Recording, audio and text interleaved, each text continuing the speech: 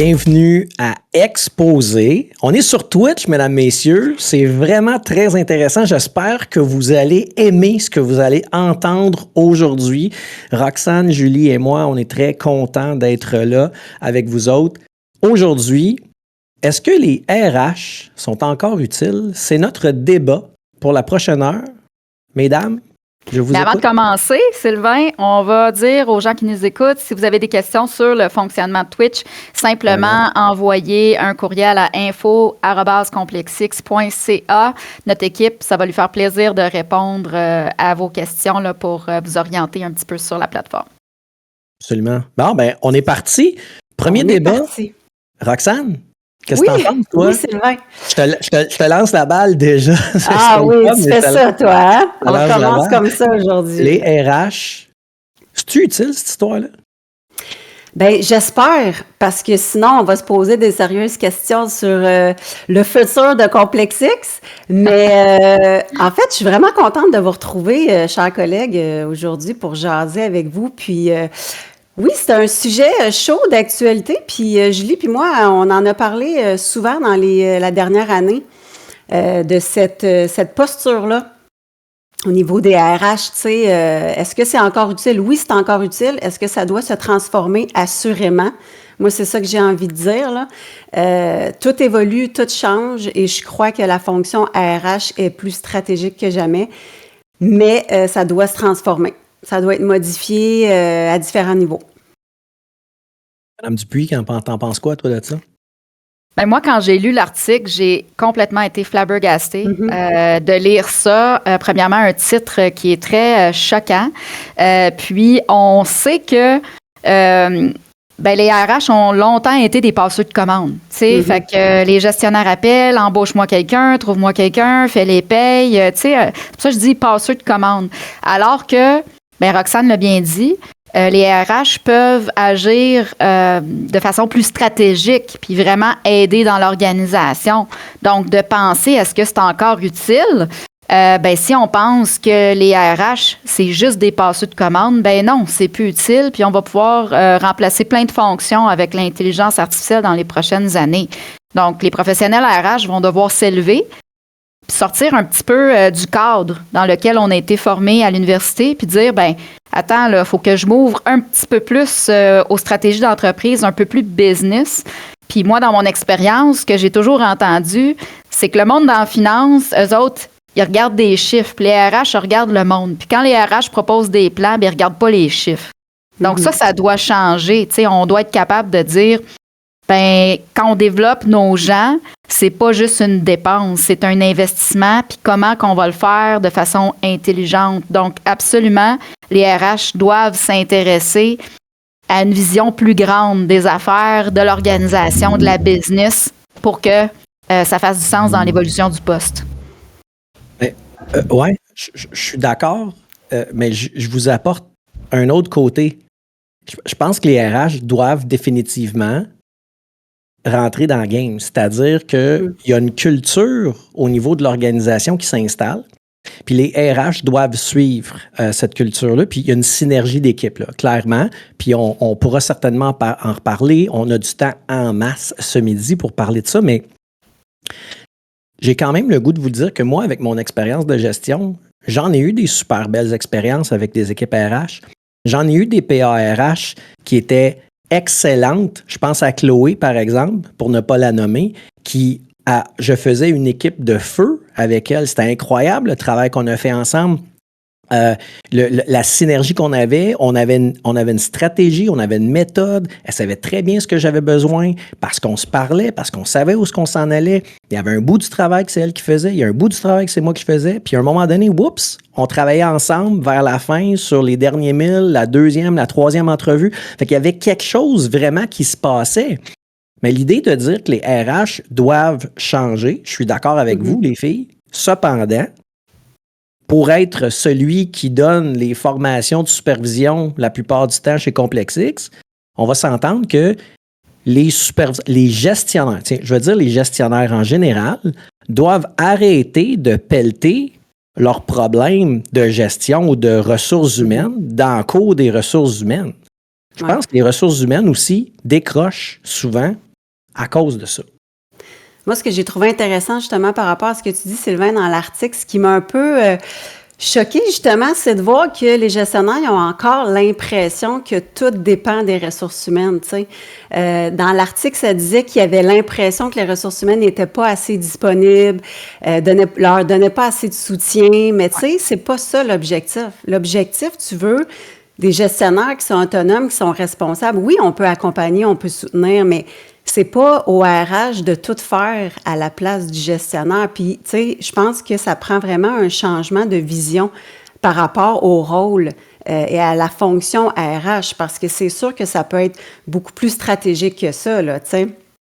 Mais moi, ça m'a vraiment, ça m'a vraiment, parce que en fait, c'est encore ça la perception. Tu sais, c'est encore ça la perception des RH, tu sais, tu disais des preneurs de commandes, là. Tu sais, c'est très, très encore ça qui est véhiculé, puis c'est ça le problème, en fait, moi, je pense.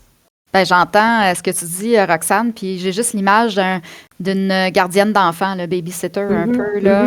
Puis là, il y a un employé, la conversation va être difficile, on pèle ça sur le côté des RH.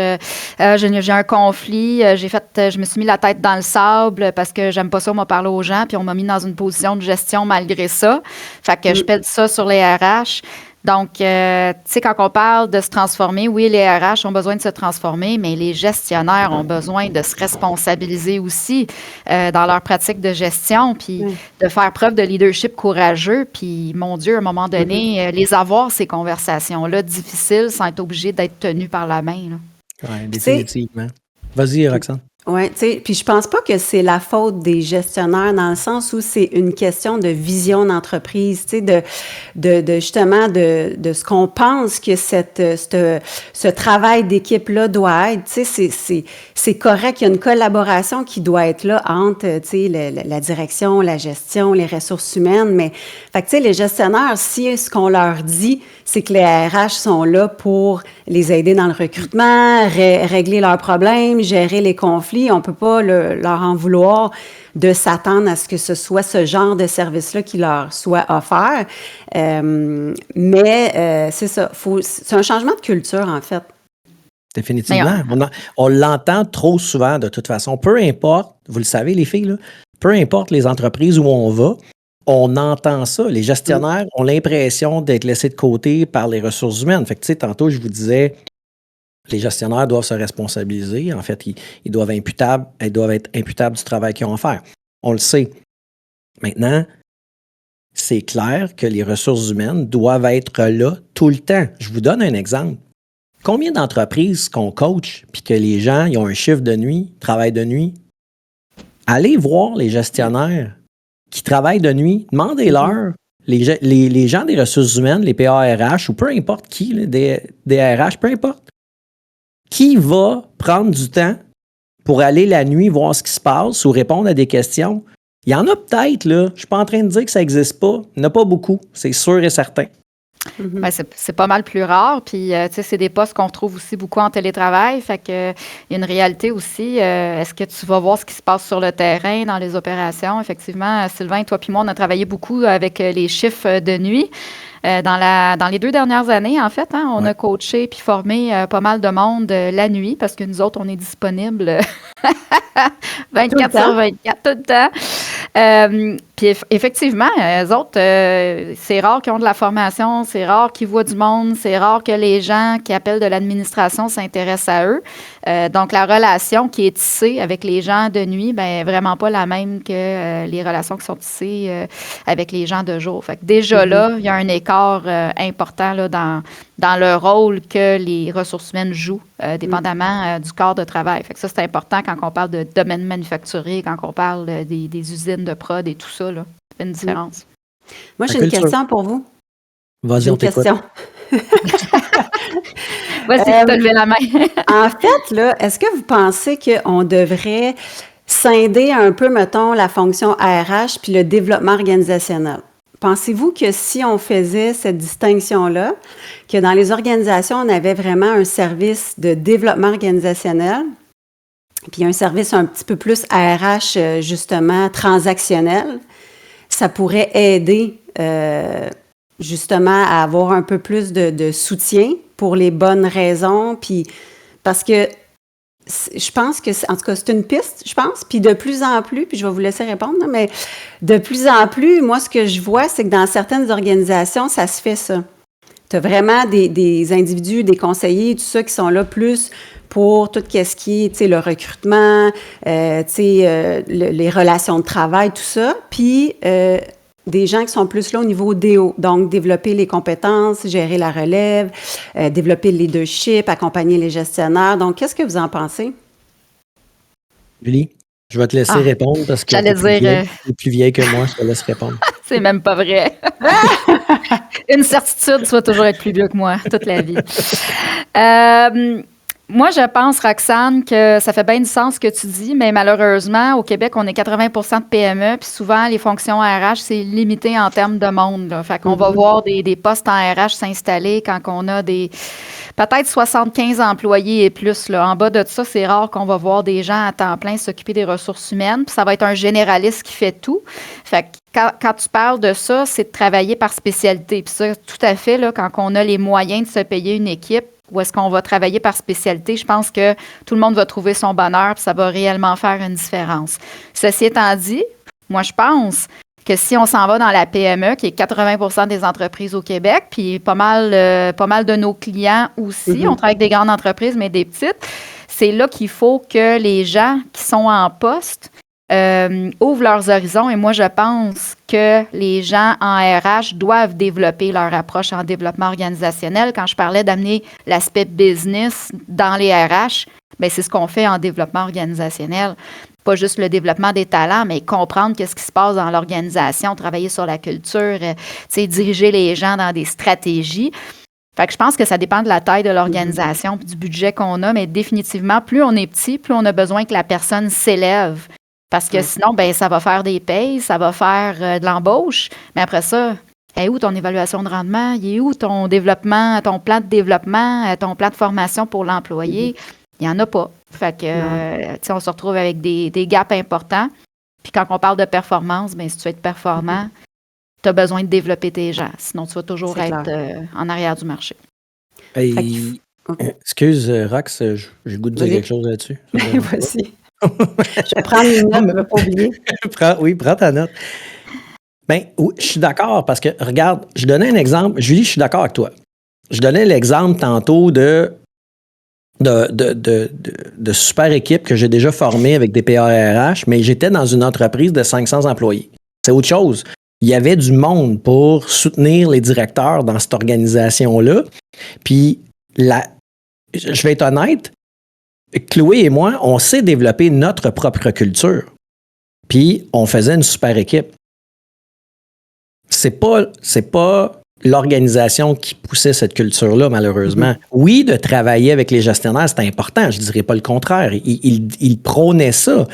Mais c'était pas poussé. Fait que moi, je pense que peu importe la grosseur de l'organisation, puis oui, c'est vrai que l'effectif est important, mais peu importe la grosseur de l'organisation, s'il n'y a pas une culture, si on ne communique pas, puis qu'on ne dit pas clairement ce qu'on a besoin, bien, peu importe, on n'y arrivera pas. Fait, moi, je trouve que ton idée, Roxane, de scinder, elle est intéressante.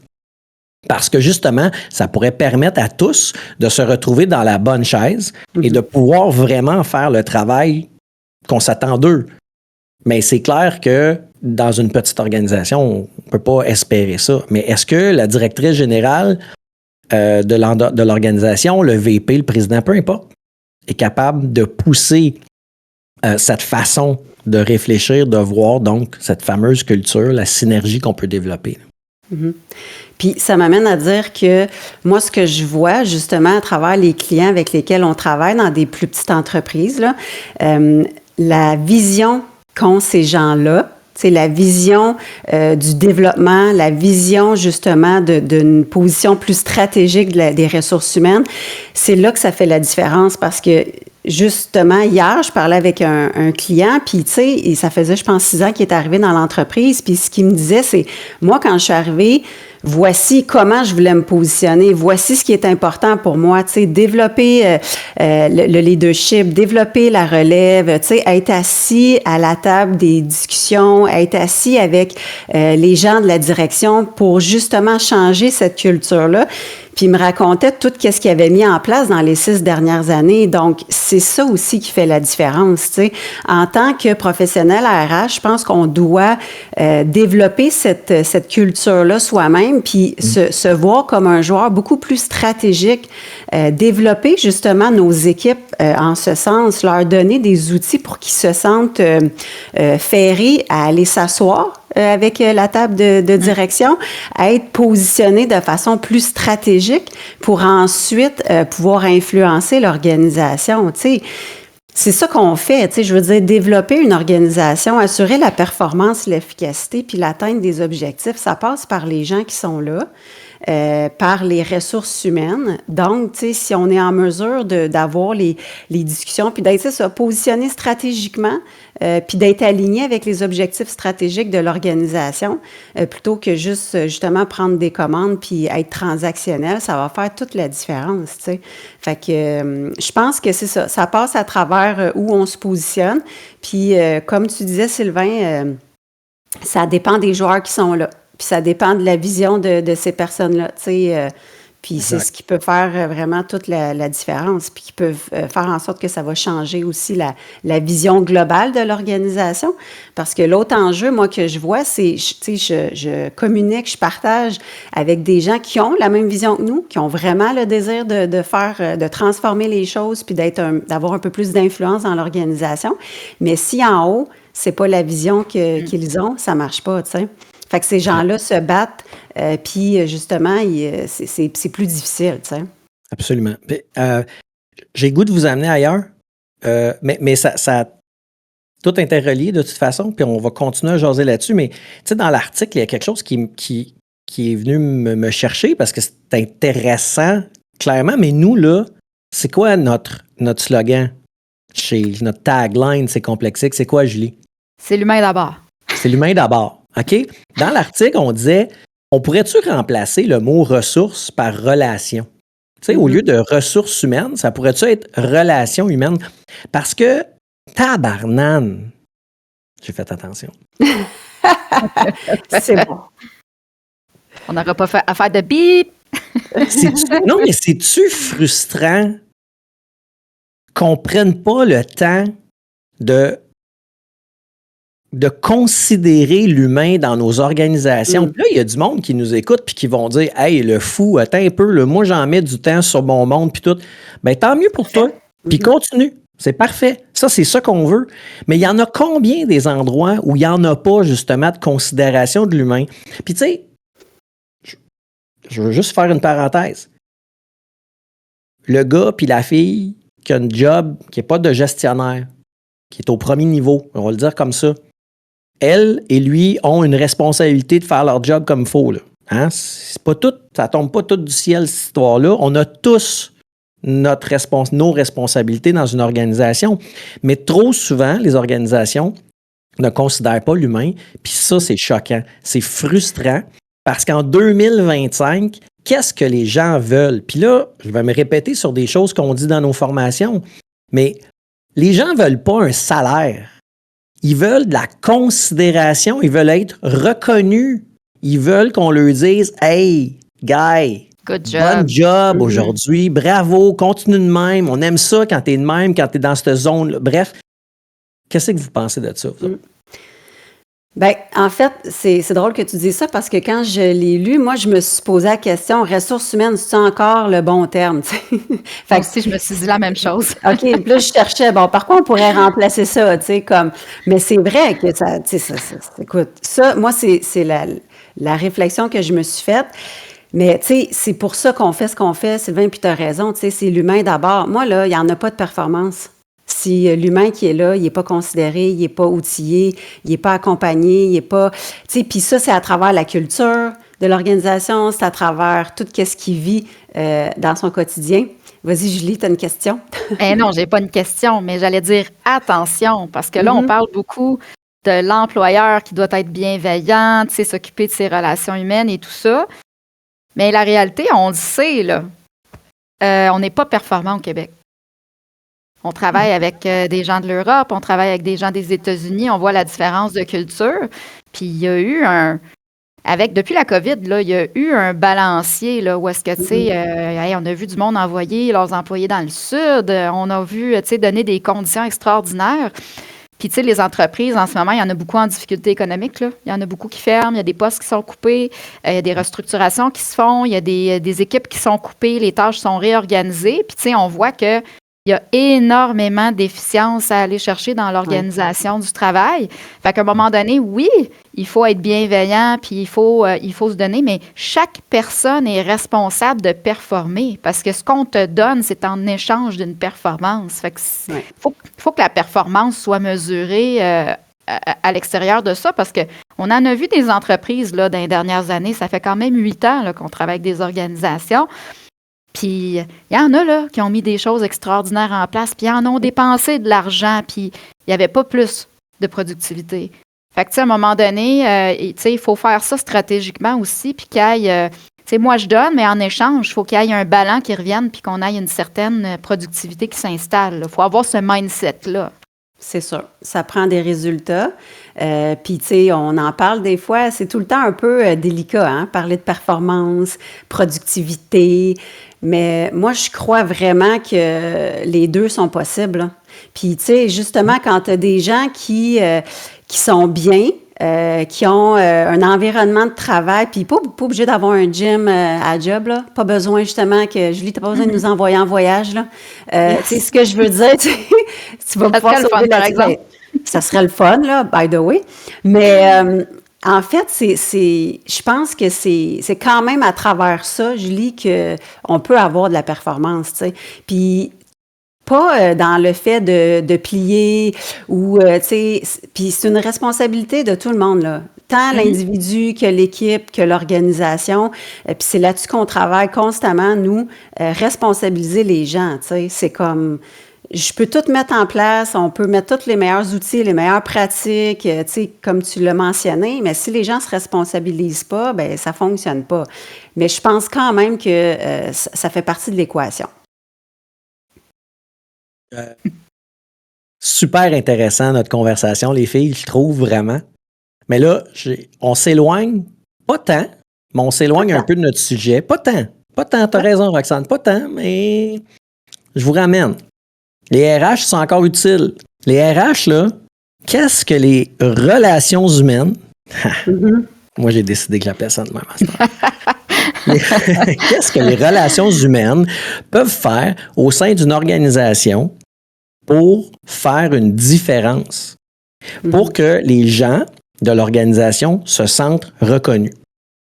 As-tu des idées là-dessus, Julie Dupuis? Ben ouais, j'ai le goût d'aller sur une petite tangente qui reste pertinente, mais tu sais, dans les profils des gens qui vont en RH, parce que nous, on fait des analyses psychométriques, on travaille avec des outils pour être capable de voir c'est quoi les préférences de comportement des gens, puis on le voit, les gens qui sont dans les RH, ils ont des profils très sociaux. Très orienté sur les gens de façon générale. Donc, je me questionne à savoir, est-ce que, tu sais, la place qui n'est pas prise actuellement, tu sais, quand on parle d'aller dans la posture plus stratégique, quand on parle d'aller, tu sais, d'oser parler, d'oser dire des choses, d'aller à la table, là, puis de dire non, ça peut pas fonctionner, tu sais, d'être capable d'émettre des opinions. Tu sais, est-ce qu'on n'aurait pas à travailler sur cette posture-là là, qui joue dans les couleurs, là, qui joue dans les préférences de comportement, qui fait que les gens en RH sont plutôt conciliants, sont des gens qui négocient, qui vont se plier plus facilement. Donc, est-ce que ça peut avoir un lien? Je suis pas d'accord avec toi, là, mais... Ben, vas-y, Roxane, mais moi, je suis pas d'accord que les gens en ressources humaines sont conciliants. Ils sont souvent très fermés. Bref, on reviendra là-dessus. Roxane, vas-y. Tu me dis que je pouvais parler. Oui. En fait, non, mais tu vas comprendre, Sylvain, je suis d'accord avec Julie parce que, tu sais, les ressources humaines, c'est l'humain, OK? C'est d'être au service, c'est d'aider, c'est d'être à l'écoute, c'est d'offrir des conseils, tout ça. Puis ça vient avec un type de personnalité, OK? Donc, c'est des gens qui sont très bienveillants, qui aiment justement donner beaucoup, qui vont prendre beaucoup aussi, puis qui ont cette posture-là de « je suis là pour rendre un service, répondre aux besoins, aux demandes ». Puis, c'est ce qu'on observe. Je dis pas que c'est 100% des gens qui sont comme ça en ressources humaines, mais ça vient avec le fait d'aimer l'humain. Puis, c'est un profil, c'est vraiment un type d'individu. Puis, ce qu'on est en train de dire, c'est que ça, c'est super important. Mais je pense que ça prend aussi des gens qui ont une capacité à être un peu plus affirmés, plus directifs, qui ont un désir d'influencer en termes de leadership, de positionnement. Et ça, ben, les gens dont on parle, peut-être qu'ils l'ont aussi, mais si c'est pas comme ça qu'on leur présente le rôle en ressources humaines, ils vont pas prendre cette posture-là. C'est ça que je disais en début, tu sais, la vision, on doit changer notre vision de ce qu'est un professionnel en ressources humaines dans les besoins puis la société qu'on a actuellement. Fait que, comme tu disais, Julie, quand on choisit maintenant nos professionnels RH, ben peut-être avoir cette préoccupation-là de choisir des individus qui ont envie d'être plus présents, qui ont ce désir-là d'influencer, qui ont une motivation un petit peu plus utilitaire, donc qui veulent atteindre la performance, tout en étant alignés sur l'humain, bienveillant aussi. Fait que ça, je comprends puis je suis 100% d'accord avec toi. Je pense que ça fait partie d'une des solutions pour s'assurer que les RH sont encore utiles puis qu'ils répondent à un vrai besoin, là. Vas-y, Sylvain. Toi. Il n'est pas d'accord. En fait, non, mais je suis d'accord, Roxane, que ça fait partie de la solution. Cependant, j'ai quand même fait le tour de quelques entreprises en tant que gestionnaire. Puis j'ai pas toujours senti ce que vous me décrivez là, des gens passionnés, des gens qui sont là pour l'humain, qui veulent écouter, qui veulent... Ouais, pas tout le temps. Moi, j'ai pas tout le temps eu des gens aux ressources humaines qui avaient le goût de m'écouter et qui avaient le goût d'être là pour moi. Puis, heureusement, je n'étais pas un employé problématique. Tellement... on va s'en reparler de ça. Tellement extraordinaire. Mais, non, mais, vous savez, il y a un équilibre, puis il y a toutes sortes de monde pour faire un monde. Fait que là, je suis pas en train de dire que tous ceux qui travaillent en ressources humaines, ils n'ont pas de bon sens. C'est pas ça que je dis, là. Fait que calmons-nous, tout le monde. Là. Je reçois plein de messages présentement. Les gens disent « Hey, Sylvain, non, je blague. » Mais je pense que c'est important. Lorsque l'employeur fait un choix, c'est important de choisir la bonne personne, de l'asseoir dans la bonne chaise. Oui, on peut se tromper. C'est bien évident. Mais si tu travailles avec nos outils psychométriques, par exemple, ben, le choix devient peut-être un peu plus facile. C'est une synergie d'équipe. C'est tout le temps du travail en silo. En fait, souvent du travail en silo. J'ai besoin d'engager quelqu'un pour les ressources humaines, fait que je vais asseoir à la table quelqu'un qui travaille aux ressources humaines. Oui, mais pourquoi? Pourquoi tu ne vas pas chercher un gestionnaire dans un autre département qui a des besoins, qui est très articulé, qui a des idées sur la façon dont les ressources humaines pourraient fonctionner? Pourquoi tu ne vas pas chercher cette personne-là pour être dans l'entrevue avec toi? Pourquoi on est toujours en silo? On a besoin de quelqu'un au shipping, fait qu'on prend des mondes du shipping pour faire des entrevues. Non! Avec ce voix-là, là? De même. Moi, j'aime ça faire des personnages, mais je veux que les organisations s'ouvrent. Je veux que les gens prennent le temps de regarder qu'est-ce qu'ils ont comme ressources à l'intérieur de l'organisation. Les humains, attends un peu, les humains qui vont être qui peuvent leur donner, je ne sais pas comment le dire, leverage, un effet de levier pour être capable justement de mettre les bonnes personnes dans ces positions-là. Hey, c'est tellement...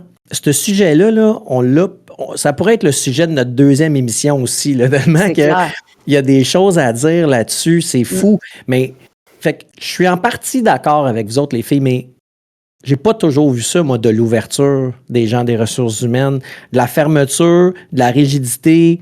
Ça fait combien de temps qu'il était en poste? J'en ai... Ouais. Des fois, ils sont désabusés, hein? Tu sais, ils étaient bien passionnés. Oui, mais je l'ai dit tantôt aussi. Ben, c'est sûr que c'est triste. ça, parce que, tu sais, on travaille dans ce domaine-là parce qu'on aime les gens, parce que, tu sais, on veut avoir un impact, parce que...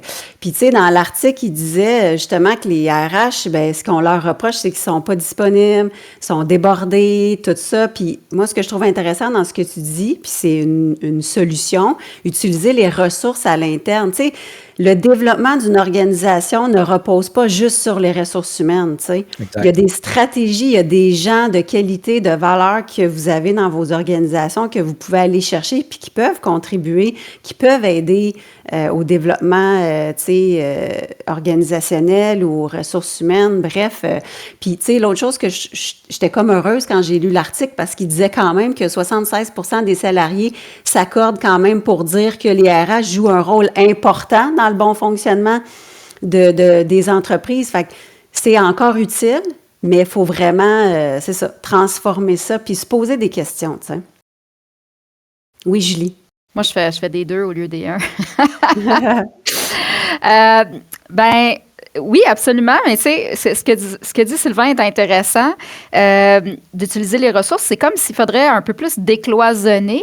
Puis, tu sais, on parlait de ça hier, Sylvain et moi, on était un petit peu découragés, mais tu sais, il y a un directeur qui me parlait cette semaine qu'il embauchait quelqu'un pour une position. Puis, la personne qui est concernée à travailler avec cette personne-là n'était pas invitée à l'entrevue.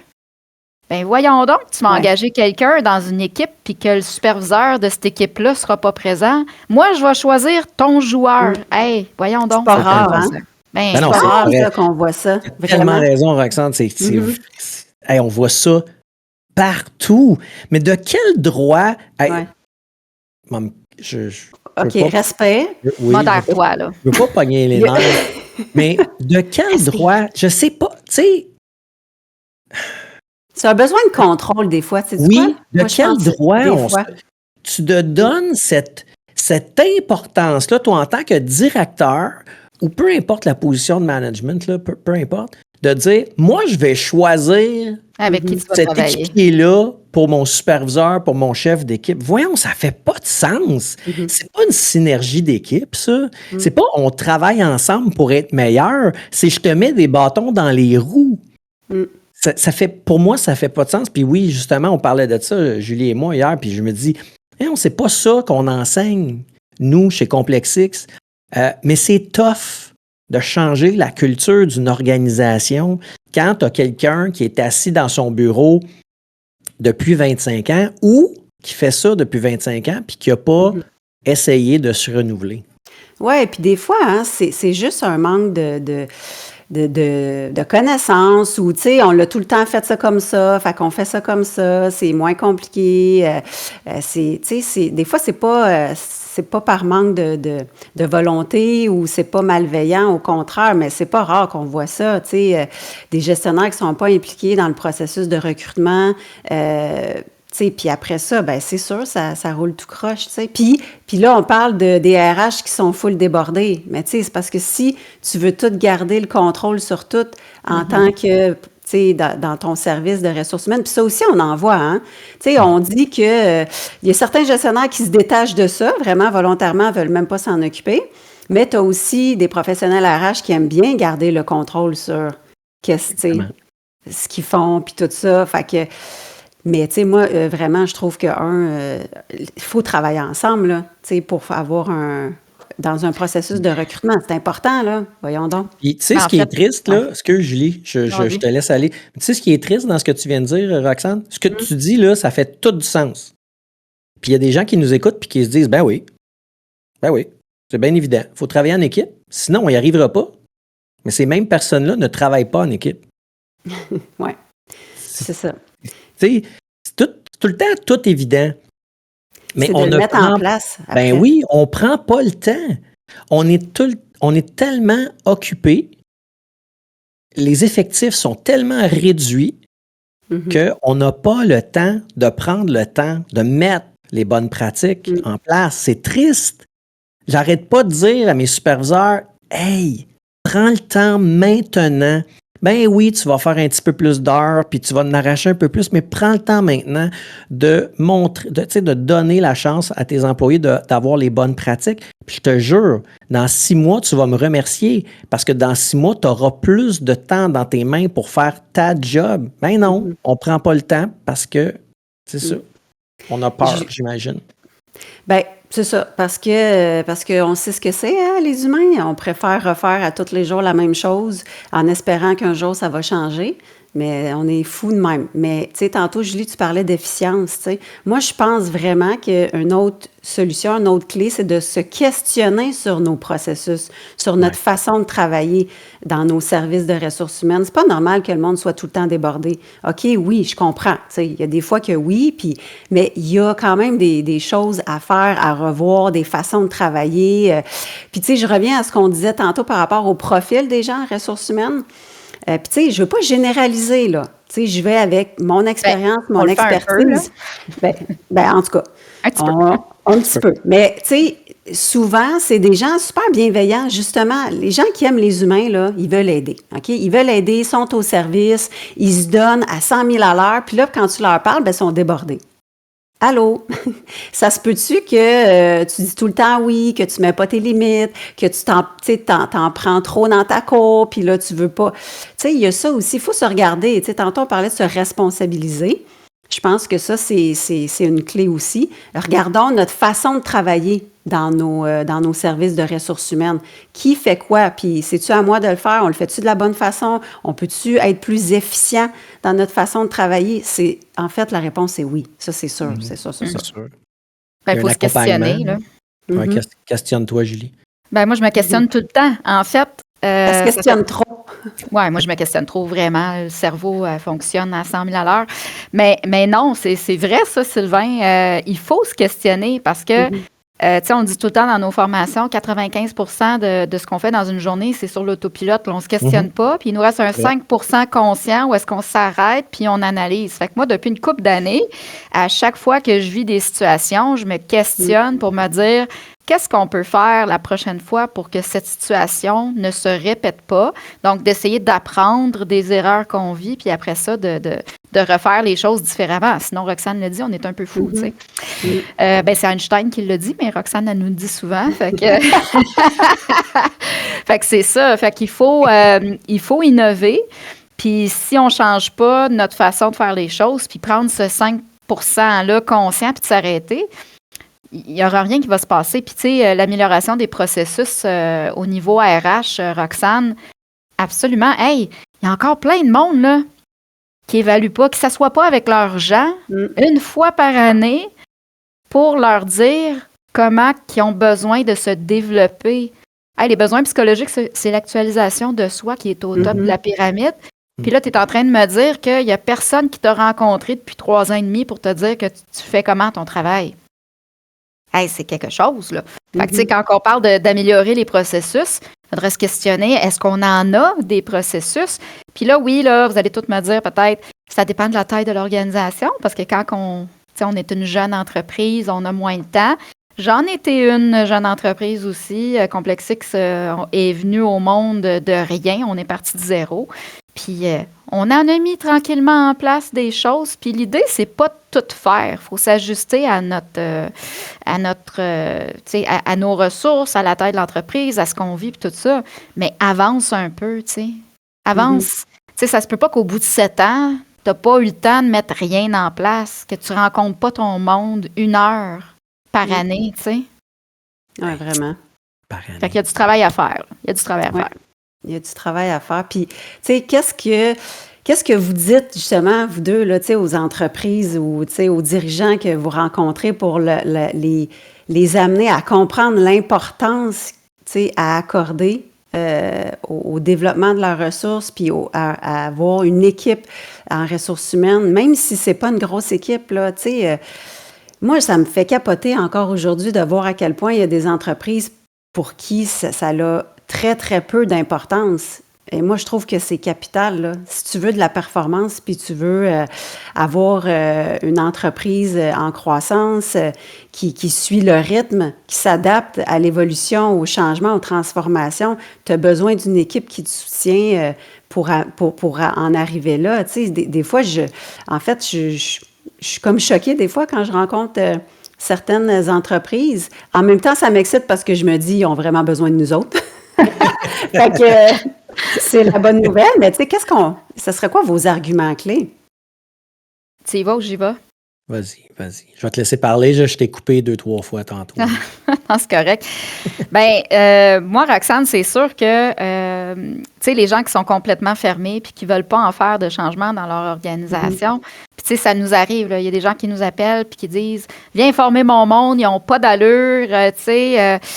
Sais-tu quoi, ça ne marchera pas, la formation. Tu sais, c'est comme donner un coup d'épée dans l'eau, c'est faire un checklist de dire, ben oui, j'ai formé mon monde, puis après ça, ils sont encore pas bons, tu sais.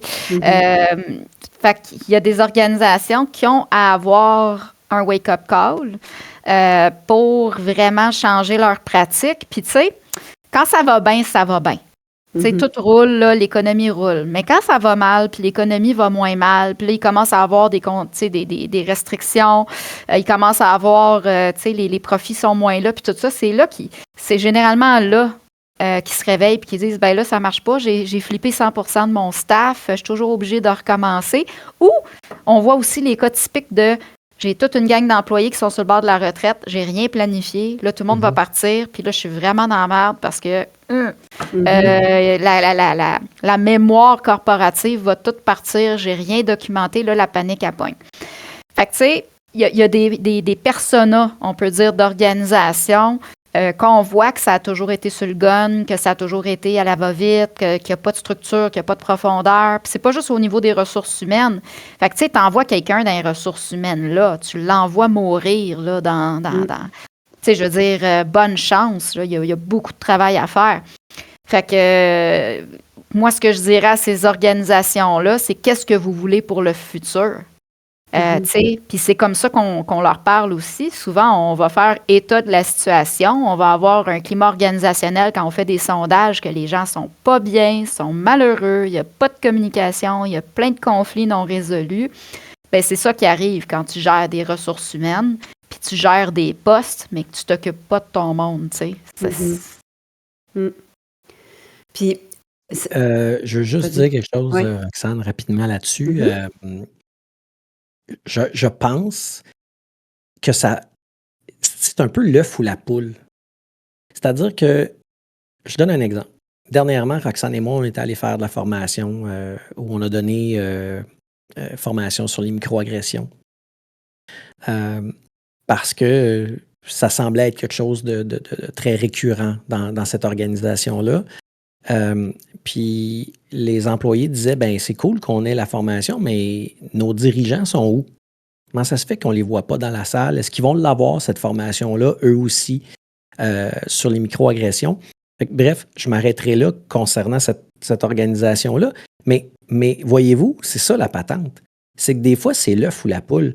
Là, l'organisation se réveille. Comme tu dis, Julie, là, il se réveille. Puis c'est OK, wow, attends un peu. Là. Peut-être qu'on devrait former nos gens. Peut-être que, peu importe là, le type de formation.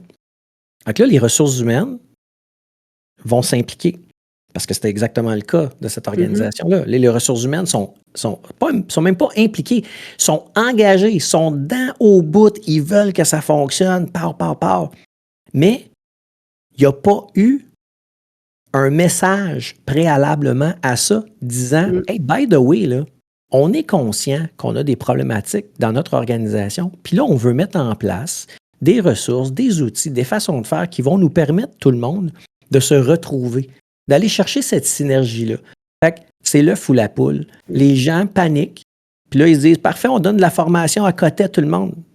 Mais ils n'informent pas personne pourquoi ils veulent donner de la formation. Il faudrait peut-être essayer de se retrouver en gang avant de commencer à avoir des outils et à pas trop savoir pourquoi on a ces outils-là. Puis les ressources humaines, à leur décharge, se retrouvent très souvent pris entre les deux dans cette situation-là. Oui, vraiment. Ils se retrouvent un peu tout seuls, puis ça m'amène pour appuyer ce que tu dis, tu sais, c'est pour s'assurer que les ressources humaines demeurent utiles, s'adaptent, répondent aux besoins actuels. Il faut que ça soit une vision commune de l'ensemble de l'organisation, puis que les messages viennent aussi de la direction, puis que la direction appuie les initiatives des gens des ressources humaines de façon plus concrète. OK? Parce que sinon, c'est ça. Il y a beaucoup de choses, de belles choses qui se font dans les organisations par les ressources humaines. Malheureusement, ça tombe un peu comme ça dans le néant parce qu'il n'y a pas de suivi. Finalement, on s'en va, on travaille sur d'autres choses. Puis parce que ça ne fait pas partie assez, je trouve, d'une culture globale de l'organisation. Puis ça, je pense que c'est ce qui va faire qu'on peut transformer la vision des RH. Julie, ça sera pas long. L'autre chose qui me vient j'ai fermé ma main. c'est l'autre affaire, c'est que je trouve que les RH, on ne se mesure pas assez pour développer justement cette vision-là, puis démontrer à une organisation à quel point c'est important, les ressources humaines, puis d'investir dans le développement. Il faut se mesurer. Hein? Il faut mesurer la performance. C'est ce qu'on fait, pourquoi ça fonctionne. Puis là, pourquoi tu ris, Julie? Ben parce que je m'en allais dire, il faut qu'on se mesure. Pour vrai? Hey, on est connectés, toi puis moi. Mais c'est exactement ça. Démontrons à nos dirigeants, à nos patrons, à nos... pourquoi que ça fonctionne et comment ça fonctionne concrètement, puis montrons-leur que c'est rentable, puis que c'est un investissement, puis qu'ils vont faire de l'argent avec ça. C'est ça, là. Sais-tu quoi, Roxane? Oui.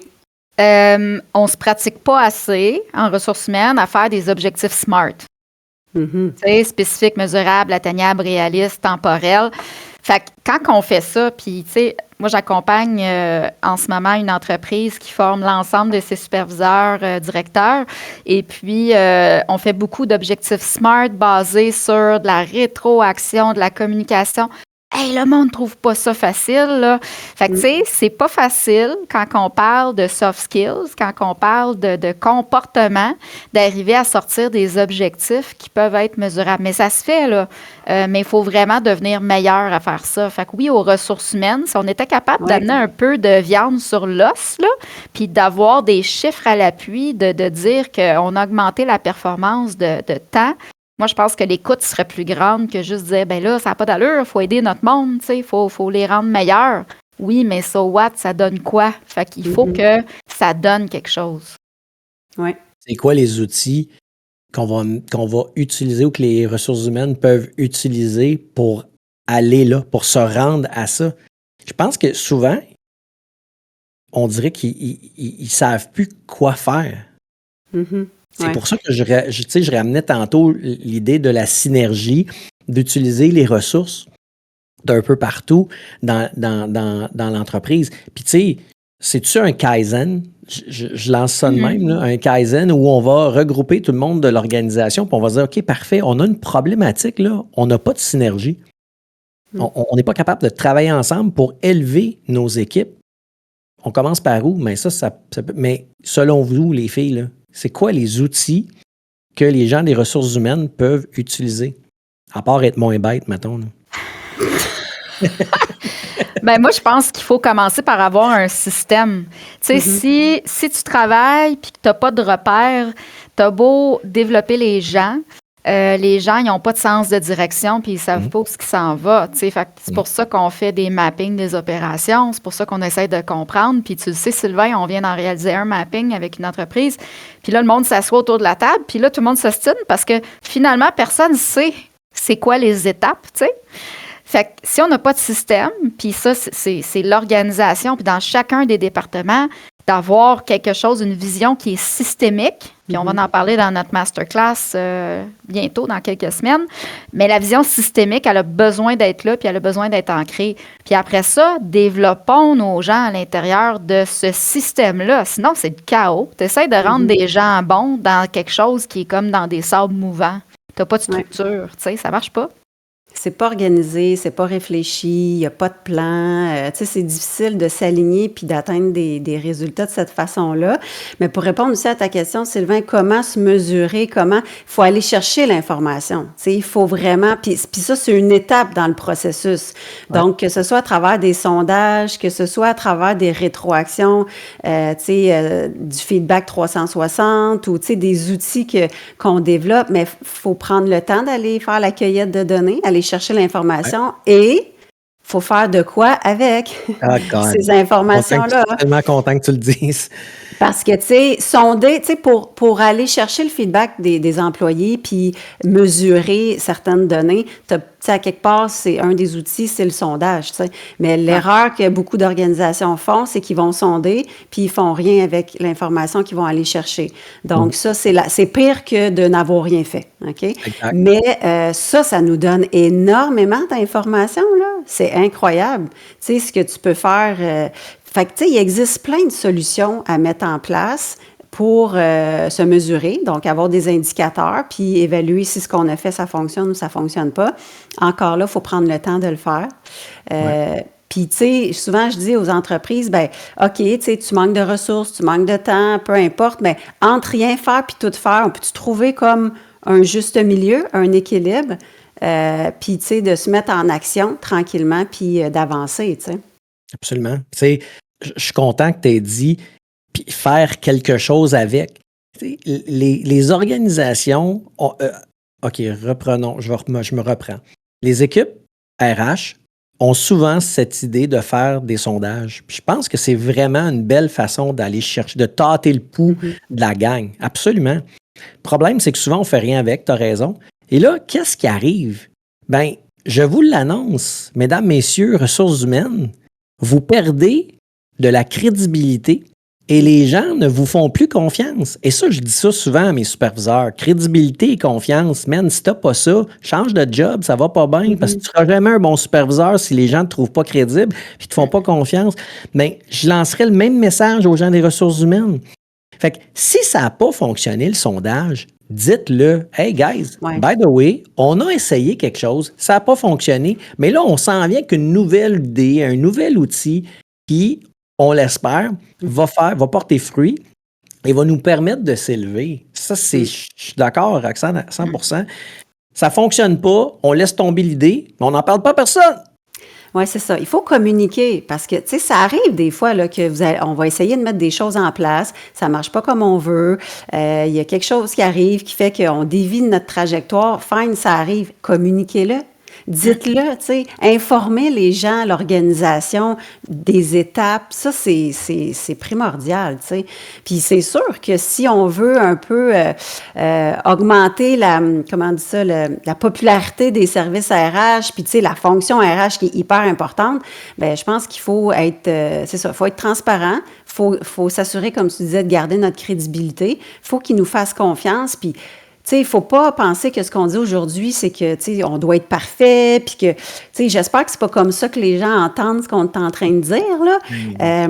Au contraire, c'est comme, on fait juste s'arrêter, se questionner, réfléchir, puis moi, tu sais, dans ma philosophie de vie, c'est qu'est-ce que je peux faire de différent? Qu'est-ce que je peux faire de mieux juste pour m'améliorer puis obtenir des résultats différents? Fait que c'est ça. Puis ça, je pense que ça passe à travers le fait d'être transparent le plus possible puis de communiquer avec l'organisation, tu sais, puis de partager les informations. Fait que. Si je peux donner mon point de vue, encore une fois, sur les ressources humaines, ce que j'ai souvent vu dans les organisations pour lesquelles j'ai travaillé, c'est qu'à un moment donné, il y a un certain réveil où il y a vraiment une synergie d'équipe qui est là, puis on voit que ces gens-là travaillent fort puis qu'ils veulent que ça avance. Mais malheureusement, ils mettent de l'avant trop d'idées en même temps. Absolument. Ils veulent tout faire tout de suite, puis ils veulent des résultats demain matin. Malheureusement, changer la culture d'une organisation, là, ça peut être long, les amis. Puis là, on ne parle pas de jours et de semaines. Là. On parle de mois, d'années avant qu'on puisse commencer à avoir un shift. Je m'excuse, je n'ai pas mais vraiment. Donc, bref, ça aussi, ça peut être vraiment en fait, une idée à garder en tête pour les gens des ressources humaines. Attention au nombre de projets que vous mettez en place. Ouais, ben moi, je le dis souvent, là, tu sais, faire des changements de culture, là, tu l'as dit, là, c'est une couple d'années. Puis les gens quittent. Tu sais, si t'es pas capable de les accrocher, là, le monde, il quitte à l'intérieur de 18 mois. Ça, c'est la moyenne que les gens restent en emploi aujourd'hui. Là, ça a peut-être diminué parce que le taux de chômage a augmenté. Fait que les gens vont moins bouger parce qu'il n'y a pas autant de filets de sécurité, si je peux dire. Mais est-ce qu'on va se ramasser avec des gens qui font du présentéisme? Tu sais, ils sont à la job, ils n'aiment pas leur job, mais ils restent là parce qu'ils sont bien payés. Puis je vous confirme qu'il y en a plein parce que nous autres, on en coach. Puis les gens, il y en a qui nous le disent, là, que moi, je suis là pour la paye. Là, mais excuse, j'allais dire une connerie, j'allais dire OK. Je fais pareil, fait que on va s'en parler. Mais Julie, ce qui est intéressant, c'est ça, c'est qu'il y a quand même dans les équipes de ressources humaines, il y a un taux de roulement à un moment donné. Fait qu'on met en place des choses, on essaie de démarrer des programmes, on a des projets, puis là, oups, il y a une personne qui quitte. On le vit, nous, avec nos clients. Tu sais, on a des clients avec lesquels on travaille, on démarre plein de beaux projets, puis là, oups, la personne elle quitte, puis là, finalement, elle n'est pas remplacée. Fait que là, pendant des mois, on n'a pas de nouvelles, puis là, c'est à recommencer. Ça, c'est un défi, je te dirais, là, important au niveau des ressources humaines pour assurer justement une cohérence, une fluidité, une confiance aussi. Parce que c'est quoi le problème, Roxane, là-dedans? C'est quoi? Bien, si les projets étaient plus collaboratifs, c'est-à-dire d'autres gens assis autour de la table que les RH, qui doivent être des porteurs de ces projets-là, puis suer, puis s'en aller avec leur flambeau, comme, tu sais, essayer de tout tenir ça parce qu'ils ne sont pas soutenus par l'organisation, parce que c'est juste un projet RH. Mais s'il y avait d'autres mondes autour de la table, on ne se ramasserait pas avec des gaps comme ça où est-ce qu'on doit tout recommencer parce qu'il y aurait des gens qui reprendraient le flambeau. Puis, tu sais, il y en a dans les organisations des gens que ça les intéresse. De travailler sur des projets comme ça. Mais encore une fois, il faut ouvrir nos horizons. Mais tu sais, la vision collaborative, elle a besoin d'être là, surtout aujourd'hui, à la vitesse que ça va, avec toutes les transformations qu'on vit. Aïe, aïe, là, tu sais, ça ne peut pas reposer sur les épaules d'une seule personne. Les girls, oui? Malheureusement, non! Il faut que je vous arrête parce que on termine ça bientôt. Là. Il reste quelques minutes à peine à notre diffusion d'aujourd'hui. Puis je veux vous donner la chance à toutes les deux, peut-être d'aller avec une recommandation, un petit résumé, comment vous vous sentez par rapport à ce sujet-là d'aujourd'hui. Est-ce que les ressources humaines sont encore utiles? Roxane, je commence avec toi. Ben là, je dirais pas non, OK? C'est sûr, ils sont encore utiles, mais moi, ce que j'ai envie de laisser comme message, c'est prenons le temps de réfléchir à comment on fait les choses aujourd'hui et qu'est-ce qu'on aimerait que ce soit pour le futur, tu sais. Regardez vos pratiques, vos façons de faire, puis posez-vous des questions. Puis comme Julie l'a dit, allez chercher des gens, d'autres ressources dans vos équipes, tu sais. Je le disais en début d'émission, tu sais, ça part d'une vision commune, collaborative de l'ensemble de l'organisation. Fait que ces réflexions-là ne doivent pas être faites simplement avec l'équipe des ressources humaines.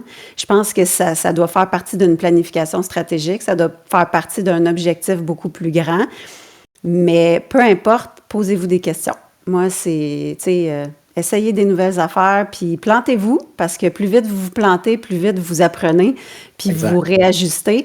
Mais c'est sûr que pour moi, les ressources humaines, on doit juste voir ça comme un rôle beaucoup plus stratégique d'influence, that's it. Mais c'est sûr que c'est encore utile. Voilà. Julie, en une minute, qu'est-ce que tu dirais? Ça. J'ai le goût de dire Harvard Business Review, pas rapport avec cette site-là. Les ressources humaines sont encore utiles. Puis oui, il faut travailler, il faut sortir de la boîte, il faut essayer des choses différentes, il faut aller plus vite. Faut regarder plus la performance, mais ben oui, on a encore besoin des ressources humaines, puis absolument. Je suis d'accord avec vous autres, on a besoin des ressources humaines. Il faut juste, je pense, encore une fois, on l'a dit à quelques reprises là, pendant le show, mais il faut une intégration de toutes les ressources qu'on a à l'intérieur de l'entreprise. Parce que ces gens-là ont besoin d'avoir un feedback, tu sais, ils ont besoin de savoir, d'avoir le pouls, puis souvent, je pense qu'ils ne l'ont pas totalement, puis on leur demande de faire des choses un peu à tâtons, un peu à l'aveugle. Fait que ça peut être certainement difficile pour eux autres de pouvoir faire la différence. Le show arrive à sa fin, les filles.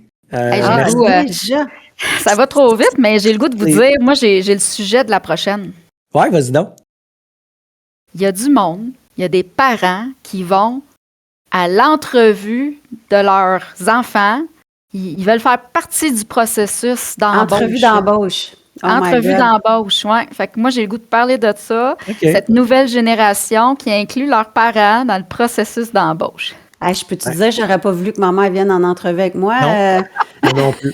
Je me serais arrangé tout seul, puis je te confirme que mes filles vont s'organiser tout seules aussi. Hey!